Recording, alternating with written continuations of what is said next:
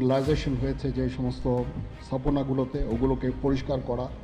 আমরা অত্যন্ত আনন্দিত যে তারা এই ভালো কাজগুলো চালিয়ে যাচ্ছে।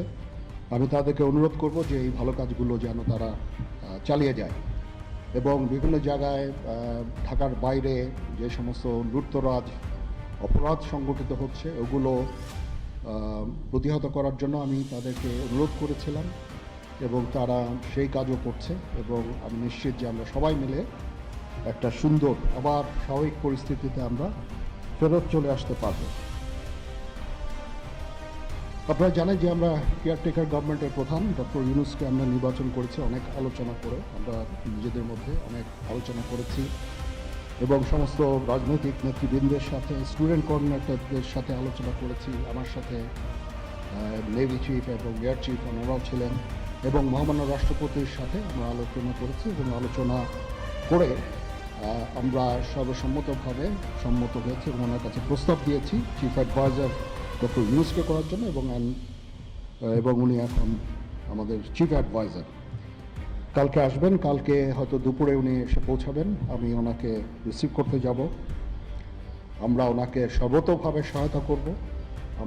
আমি army chief, navy chief, air chief এবং আমি নিশ্চিত যে উনি সমস্ত রাজনৈতিক দল এবং সবার কাছ থেকে সাহায্য সহযোগিতা পাবেন, স্টুডেন্ট ফোরাম, স্টুডেন্টস এবং আমরা সবাই মিলে ওনাকে সাহায্য করব এবং আমি নিশ্চিত যে তাহলে উনি অত্যন্ত সফলভাবে ওনার এই কাজ সমাধা করতে সক্ষম হবেন।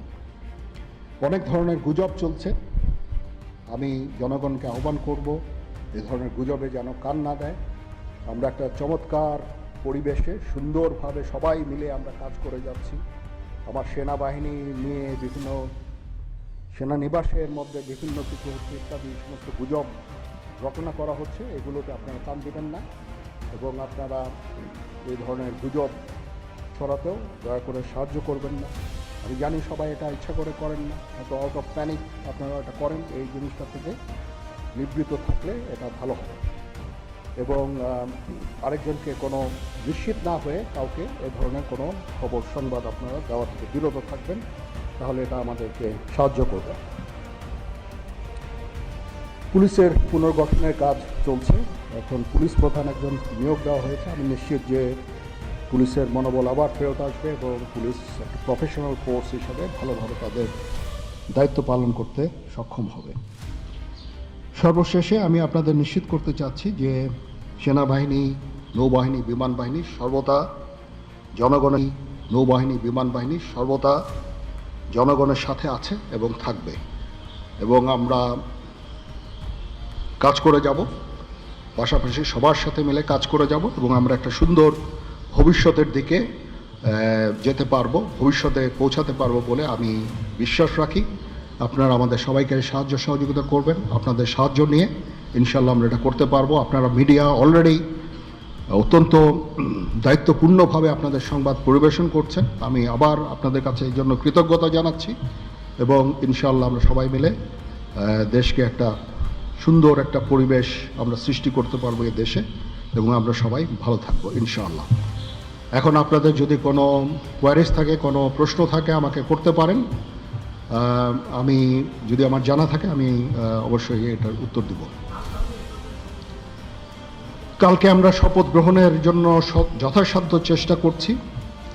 একটা প্রস্তাব ছিল বিকালে করার, বিকালে খুব টাইট হয়ে যেতে পারে কি উনি 2:10-এর দিকে হয়তো এখানে আসবেন, এটা মে বি ভেরি টাইট। আমরা হয়তো তাইলে রাত্রেবেলা রাত 8টার দিকে করতে পারি, হয়তো 400 জন লোকের উপস্থিতি এখানে থাকবে।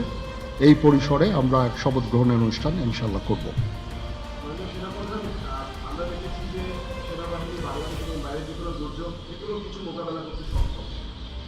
আমরা দেখতে পাচ্ছি যে বাংলাদেশের বিভিন্ন জায়গায় দুর্বৃত্তরা ডাকাতি থেকে শুরু করে লুটতরাজ করছে এবং গতকাল রাতের বেলা মোহাম্মদপুর, ধানমন্ডি এই এলাকাগুলোতে ঘটনা ঘটছে রাজধানী শহরে, এবং এই বিষয়ে আসলে সেনাবাহিনী কি পদক্ষেপ নিচ্ছে এবং সাধারণ মানুষ কিন্তু উদ্বেগ উৎপাদন হতে পারে? হ্যাঁ, প্রথম কথা হচ্ছে যে আমি দায়িত্ব নিয়েছিলাম অবশ্যই এবং আমি রাজনৈতিক নেতৃবৃন্দর কাছ থেকে কথাও আমি ওনাদেরকে আমি বলেছিলাম যে আপনারা আমাকে সাহায্য করেন, যে মুহূর্তে এই ট্রানজিশনটা হবে এ ধরনের সমস্যার সৃষ্টি হতে পারে এবং ওনারাও আমাকে বলেছিলেন যে ওনাদের যতদূর সম্ভব সাহায্য করবেন। তারপরেও কিছু কিছু ঘটনা ঘটেছে। এটা ঘটার পিছনে তো কিছু কারণও আছে, এবং আমরা ইনিশিয়ালি হয়তো কিছু এরকম ঘটনা ঘটেছে, বাট তারপরে এখন পরিস্থিতি কিন্তু অনেক শান্ত হয়ে আসছে। আমরা আমাদের যত স্ট্রেংথ আছে, পুলিশ কিন্তু নন এক্সিস্টিং, পুলিশ কোনো ডিউটিতে নাই। পুলিশের একটা বড় ফোর্স, এটার যে ভয়েড যেটা সৃষ্টি হয়েছে, এই ভয়েডটা সেনাবাহিনীর স্ট্রেংথ দিয়ে এটা পুরা করা সম্ভব না। আর তারপরেও আমরা যথাসাধ্য চেষ্টা করে যাচ্ছি, এবং হাজার হাজার লোককে আমরা কিন্তু এই সমস্ত সমস্যা থেকে আমরা উদ্ধার করেছি। বহু পুলিশ, আমার জানা মতে বহু পুলিশ, অনেক থানা, তারপরে সরকারি কর্মকর্তা কর্মচারীদের রেস্কিউ করা, এই সমস্ত কাজগুলো আমরা করেছি। আমরা সমস্ত ইম্পর্টেন্ট জায়গা যেমন বিমানবন্দর, ডিপ্লোম্যাটিক এরিয়া, সেক্রেটারিয়েট, জাজেসদের অ্যাকোমোডেশন, তারপরে সেক্রেটারিদের অ্যাকোমোডেশন, এই সমস্ত গুরুত্বপূর্ণ জায়গাগুলি আমরা প্রোটেক্ট করছি, এবং বিভিন্ন জায়গায় পেট্রোলিং করা হচ্ছে। তারপরেও একটা ইনিশিয়ালি দু একদিন এটা হয়েছে, সেজন্য আমি অত্যন্ত দুঃখিত এবং বিব্রত। যাই হোক, এটা আমার যে স্ট্রেংথ যা ছিল, এটা নেভি এয়ারফোর্সও তারা তাদের মতো করে করেছে। আমরা যথাসাধ্য চেষ্টা করেছি, তারপরেও কিছু হয়ে গেছে। এটা আমার জাস্ট সিম্পলি আমাদের এনাফ স্ট্রেংথ ছিল না। বাট আমি নিশ্চিত যখন পুলিশ পুনর্গঠন হয়ে যাবে, তারা যখন আবার কাজে নেমে যাবে, তখন এই ভয়েডটা খুব সহজেই আমরা পূরণ করতে পারবো। পুলিশের একটা বিরাট সংখ্যক ফোর্স, পুলিশ ইজ একটা বড় ফোর্স। তো এই ফোর্স যদি নিষ্ক্রিয় হয়ে যায়, সেটার ভয়েড পূরণ করা সেনাবাহিনী, বিমান বাহিনী, নৌবাহিনী সবার পক্ষে সম্ভব না। আমরা এটার জন্য ডিজাইনডও না। যাই হোক, আমি নিশ্চিত যে খুব শীঘ্রই তারা পুনর্গঠিত হবে, এবং এই সমস্ত ভ্যান্ডালিজম এগুলোকে প্রতিহত করতে সমর্থ হবে।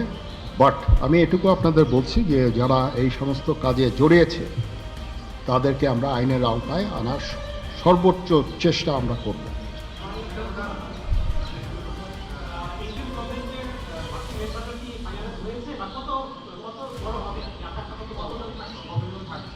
আমার ধারণা আপাতত 15 জন হতে পারে, তারপরেও দু একজন আপ অ্যান্ড ডাউন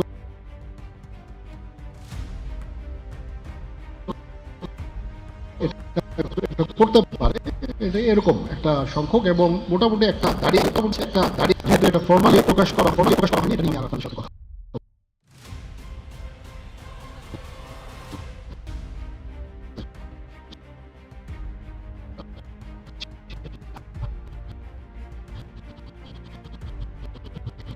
জি,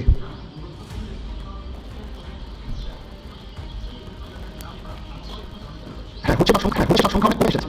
একদিন দুদিনে যেটা হয়েছে, সংখ্যা অনেক কমে এসেছে। আমরা আনসার ভিডিপিকেও কাজে লাগিয়েছি, এবং আমি তো বললাম যে ছাত্ররা আমাদের সাহায্য করছে বিভিন্ন গ্রামে-গঞ্জে, তারা এই কাজগুলোর মাধ্যমে, তাদের উপস্থিতির মাধ্যমে আমাদের সাহায্য করছে, এবং বিএনসিসিকেও আমরা এটা করতে আমরা হয়তো এমপ্লয় করবো এই কাজে। আমি আমার যত ফোর্স আছে মিলিটারি, সব অল ডিপ্লয়, এবং তারা তাদের সাধ্য মতো এই কাজে নিয়োজিত।